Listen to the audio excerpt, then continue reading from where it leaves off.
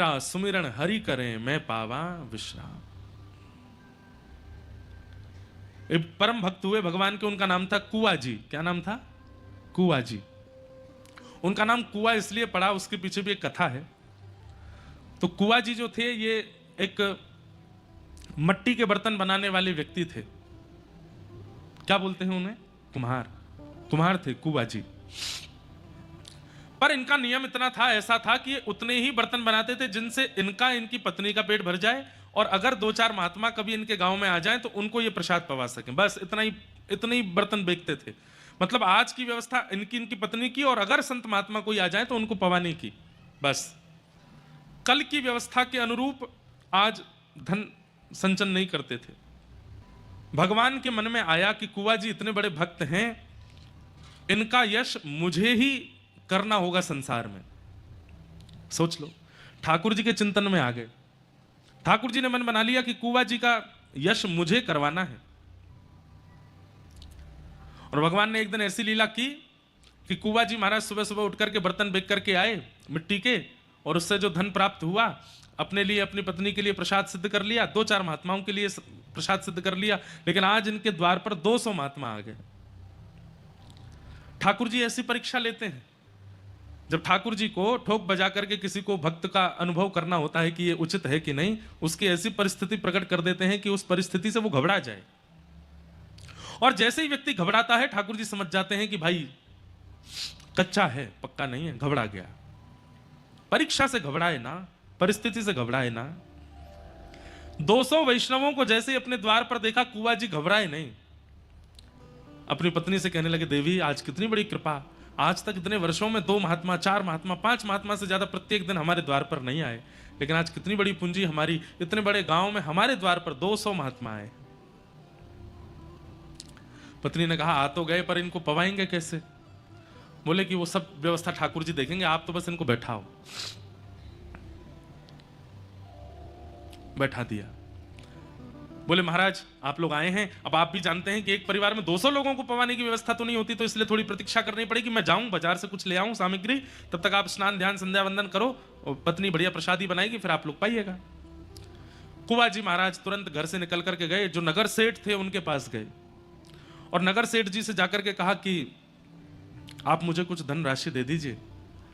नगर सेठ जी बोले, भाई पिछली धनराशि तो अभी तक चुका नहीं पाए तुम, और कितनी धनराशि चाहिए तुमको?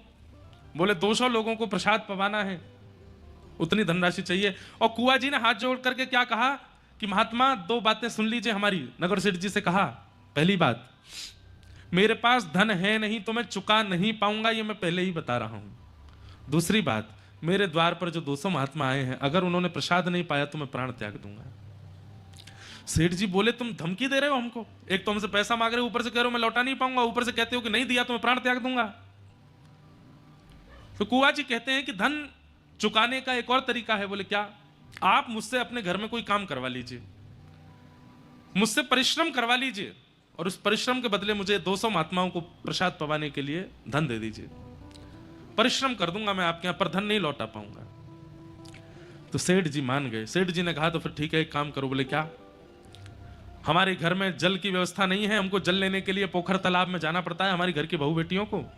पीछे कुछ जमीन हमारी बची है, तुम वहां पर कुआं खोदोगे अकेले, और कुआं खोद करके उसमें जल का स्रोत जब तक नहीं निकल आए तब तक खोदते रहोगे।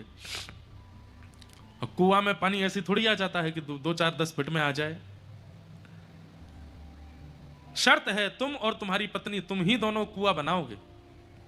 कुआ जी बोले, मुझे स्वीकार है, पर अभी मुझे धन दे दीजिए, मुझे संतों की सेवा करनी। सेठ जी ने धन दिया।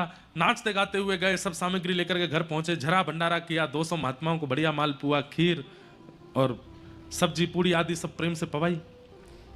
पत्नी बोली, आप इतना सामान कहां से लेके आए, कैसे लेके आए? बोले, देवी कोई टेंशन की बात नहीं है, इसका मैं परिश्रम करूंगा ना।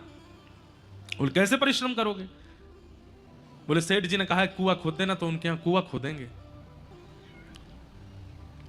महात्मा तो प्रसाद पाकर के चले गए। यहां पर अगले दिन ही कुआ जी पहुंच गए, और पहुंच करके अपनी पत्नी के साथ में, अब कुआ जी खोदते हैं और जितना मिट्टी होती है परात में भरते हैं, पत्नी को देते हैं, दूर फेंक करके पत्नी आती है। अब कमाई नहीं हो रही है इनकी, दोनों पति पत्नी भूखे रहते हैं। क्यों? ये तो परिश्रम दे रहे हैं और कमाई होती है मिट्टी के बर्तन बना के बेचने से। वो कैसे करें, घर में कोई और सदस्य है नहीं, 3-3 दिन 4-4 दिन तक कुछ भोजन को नहीं मिलता। लेकिन प्रसन्न मुद्रा में हरि स्मरण करते हैं, हरि का भजन करते हैं, ठाकुर जी का नाम लेते हैं और प्रेम से कुआं खोद रहे हैं। 4-5 दिन बाद कोई कुछ दे देता है तो दोनों आधा आधा खा लेते हैं। हम आपको बता रहे हैं कि ठाकुर जी कैसों का स्मरण करते हैं। एक बात निश्चित है, आपको माननी पड़ेगी, अगर जीवन में कठिन परीक्षा आई है तो इसका मतलब यह समझ लीजिए ठाकुर जी मिस कॉल मार रहे हैं आपको, ठाकुर जी याद कर रहे हैं। अगर बहुत स्मूथ लाइफ चल रही है, सुबह नाश्ता कर लेते हैं, दोपहर में भोजन कर लेते हैं, रात्रि डिनर करके बढ़िया प्रेम से तान दुपट्टा सोते हैं, एसी चला के, हीटर चला के, बहुत बढ़िया नींद आ जाती है, कोई डिस्टरबेंस नहीं है, कोई टेंशन नहीं, कोई सिर पर भार नहीं है, सब कुछ बहुत बढ़िया है, तो इसका मतलब ठाकुर जी ने ब्लॉक मार रखे हो, आप देख ही नहीं रहे, आपका नंबर ही नहीं आ रहा ठाकुर जी के आगे, इसीलिए तो सब बढ़िया चल रहा है। भाई टीचर की दृष्टि में आओगे तभी तो परीक्षा होगी। अब आप क्लास में ही छुप करके पीछे बैठे हो तो टीचर आपको उठाएगा ही नहीं, कुछ पूछेगा ही नहीं आपसे। अगर जीवन में परीक्षा नहीं है तो इसका मतलब आप छुप गए हो, ठाकुर जी को दिख नहीं रहे हो या ठाकुर जी देख नहीं रहे हैं।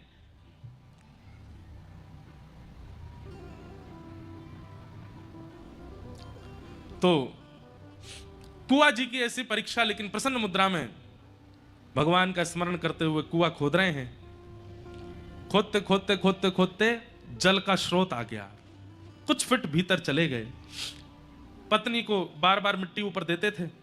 पत्नी से कहा, देवी देखो जल का स्रोत आ गया, अब कुछ दिन और फिर उसके बाद ये कुआं निर्माण हो जाएगा।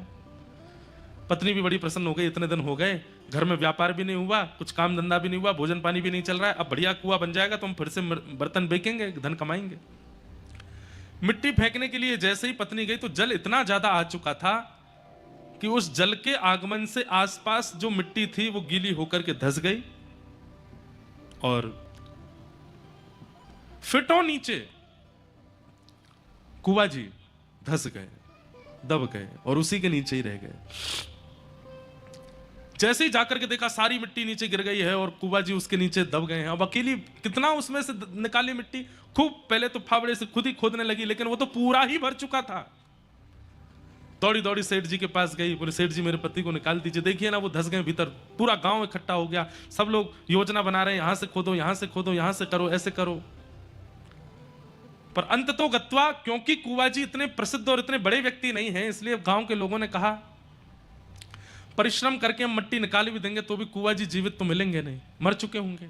इतनी देर हो गई है, इतनी मिट्टी में धंस करके व्यक्ति कैसे बच सकता है। सेठ जी भी वहां से जाने लगे। एक बहुत सुंदर पद मैंने अभी कुछ दिन पहले एक कथा में गाया था।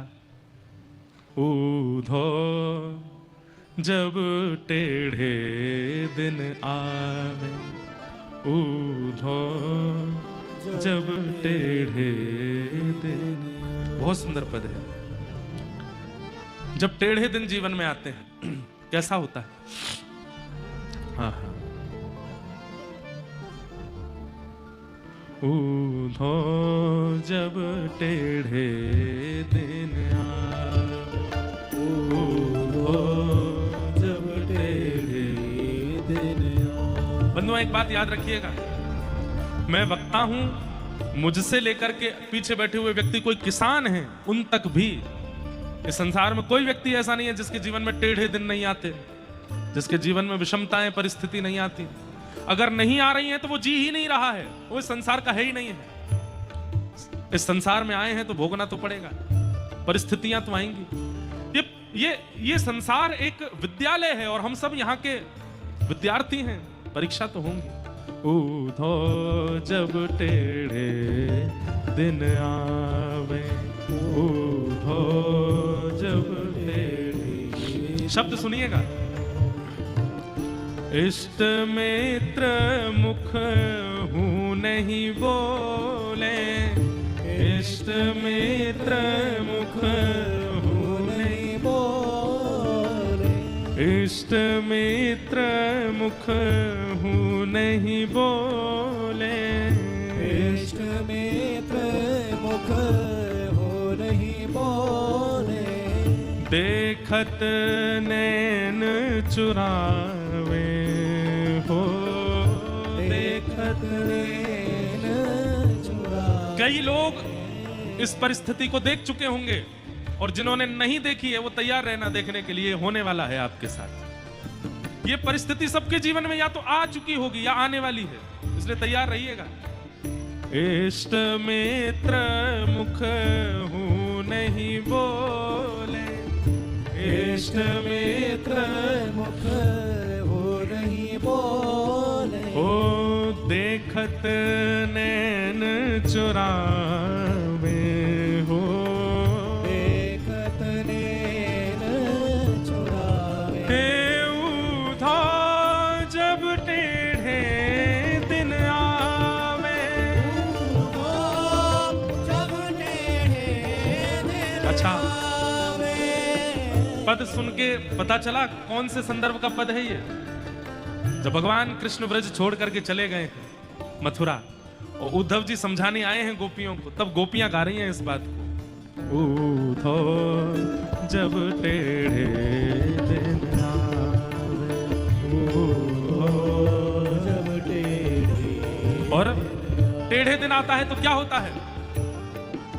सोना छूवे होत है माटी, सोना छूवे, सोना छूते ही मिट्टी हो जाएगा। कहा एक समय हम ऐसे थे कि हम जो हाथ धर दें वो सोना हो जाता था, और अब टेढ़े दिन आए तो क्या हुआ? सोना छूते हैं तो मिट्टी हो जाता है। सोना छूवत होत है माटी, सोना छूवत होत है और सबसे बड़ी बात, मूरख ज्ञान बतावे हो, मूरख ज्ञान बतावे। सबसे मूर्ख व्यक्ति हमारे मित्रों में, सबसे मूर्ख व्यक्ति हमारे परिवार में, वो ज्ञान देने लग जाता है जब टेढ़े दिन आते हैं तो। उधो जब टेढ़े दिन आवे, उधो जब टेढ़े दिन हे उधो जब टेढ़े दिन आवे। जब टेढ़े और अंत में गोपियां बहुत अच्छी बात कहती, बहुत बड़ा पद है लेकिन क्योंकि प्रसंग नहीं है इसलिए पूरा पद गाने का अभिप्राय नहीं है। अंत में गोपियां कहती हैं, अपनो अपनो भाग्य सखीरी, अपनो अपनो भाग्य सखीरी, अपनो अपनो भाग्य सखीरी, अपनो अपनो भाग्य सखीरी, काको दोष लगावे, काको दोष लगावे। हे सूरदास विधि ना के आगे, सूरदास विधि ना के आगे, सूरदास विधि ना के आगे, सूरदास विधि ना के आगे, छिन भर टरहु न पावे हो,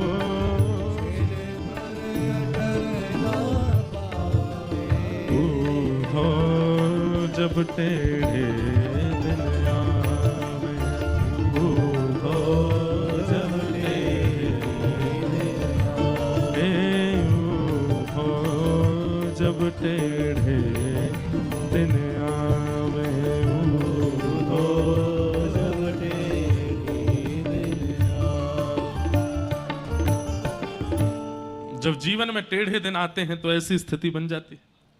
अब देखिए वहां कुआं जी, वो भी तो एक मानव है, मिट्टी के ढेर के नीचे फंस गए हैं, लेकिन गांव के लोग क्या कह रहे हैं? पत्नी को सांत्वना देते हुए कह रहे हैं, अब हम निकाल भी देंगे तो क्या फायदा, वो जीवित तो बचेंगे नहीं।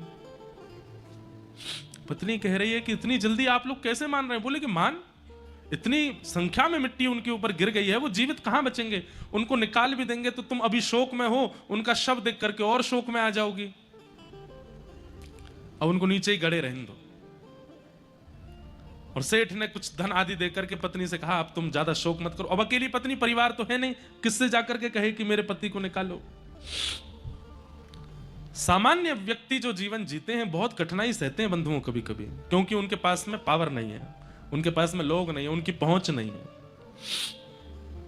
पर जिनकी संसार में किसी से पहुंच नहीं होती ना, उनकी रक्षा पर ठाकुर जी करते हैं। और ठाकुर जी तक पहुंच जिसकी होती है, पर संसार की पहुंच धरे रहे अपने पास। कुआ जी की पत्नी रोज ठाकुर जी से प्रार्थना करती, बोले नाथ मेरे पतिदेव आपका भजन करते थे और आपके जन, आपके संत, आपके भक्तों के लिए कर्जा लेकर के भोजन कराते थे कि संत भूखे ना चले जाओ, और अंत तो गत्वा क्या दिया, मेरे पति का ऐसे इस प्रकार निर्मम तरीके से उनकी हत्या हो गई, और यहां तक कि आज मेरा कहने को कोई संसार में जो उनके शव को निकाल सके मिट्टी के भीतर से। पति कहते थे कि आप हमारे हो, आप हमारे हो, आप भी हमारे नहीं हो। आज आप भी नहीं आए हो मेरे इस शोक की घड़ी में मेरे पास। रोज पत्नी रोती, महीनों निकल गए बंधुओं, महीनों। पत्नी रोज जाती और उस टीले पर जो धस चुका था वहां जाकर के प्रणाम करती, वहीं बैठी बैठी रोती रहती। एक बार कुछ संतों की जमात आई और वो संतों की जमात उसी टीले के बगल से निकल रही थी जहां कुआ जी धस गए थे। वहां उन्होंने अच्छी व्यवस्था जान वहां बैठ करके अपने प्रसाद आदि खोल करके पोटलियों से पाना प्रारंभ किया। तभी उनको हरिशरणम हरिशरणम हरिशरणम हरिशरणम हरिशरणम नाम की ध्वनि आने लगी। ढूंढने लगे ये कौन बोल रहा है, इतना मधुर, इतना शांत, इतनी धीमी स्वर में, लेकिन हमें इतना स्पष्ट सुनाई दे रहा है। और इस स्वर में ऐसा लगता है कि मानो मानो साक्षात हरि सामने खड़े हैं, उनको देखते हुए कोई बोल रहा है। इधर उधर दिशाओं में ढूंढने लगे, कहां से ये ध्वनि आ रही है, कहां से ये स्वर आ रहा है, लेकिन कहीं कोई प्राप्त नहीं हुआ। तभी उन संतों ने कहा कि कौन बोल रहा है भाई, आकाशवाणी हो रही है क्या हरिशरणम की। तभी एक महात्मा ने कान लगा करके उस टीले में जब कान लगा करके देखा तो कहा, अरे इसके भीतर से आवाज आ रही है। खूब सारी संख्या में वो महात्मा थे, कोई कुल्हाड़ी लेकर के, कोई खपरेल लेकर के, कोई जो साधन मिला सब लेकर के उसको खोदने लगे। गांव के लोग इकट्ठे हो गए, अरे भैया क्या कर रहे हो, काय को खोद रहे हो। बोले अंदर से आवाज आ रही है, अंदर कीर्तन कीर्तन की ध्वनि सुनाई दे रही है। पूरा गांव इकट्ठा हो गया। किसी ने जाकर के कुआ जी की पत्नी को बताया, बोले जहां कुआ जी दबे थे आज कुछ महात्मा मिलकर के वहां खोद रहे हैं और ऐसा कह रहे हैं भीतर से आवाज आ रही है। पत्नी दौड़ी दौड़ी गई, वहां जाकर के जब देखा तो सब संत लगे हैं खोदने में। खोदते खोदते खोदते 2 दिन बीत गए। गांव के लोग भी अब अविश्वास, अरे हम तो पहले ही मना कर रहे थे, इतने महीने हो गए, कहां कंकाल भी नहीं बचा होगा उनका। तो अरे यहां से ध्वनि आ रही है ईश्वर की। थोड़ी देर में पूरे गांव को भी वो ध्वनि सुनाई देने लगी, हरिशरणम हरिशरणम हरिशरणम। खोदते खोदते 2 दिन बाद जैसे ही अंतिम परत पर पहुंचे, जैसे ही मिट्टी हटा करके देखा तो क्या पाया, सुंदर दिया जला है, सामने साक्षात ठाकुर जी का श्री विग्रह विराजमान है और कुआ जी बैठ करके खूब मधुर वहां भजन कर रहे हैं, ठाकुर जी का हरिशरणम नाम संकीर्तन कर रहे हैं। कभी हाथ में करताल लेकर के नृत्य करने लगते हैं, कभी बैठ करके प्रणाम करने लगते हैं, वंदन। ये देख करके किसी को भी विश्वास नहीं हुआ, ये कैसे हो सकता है।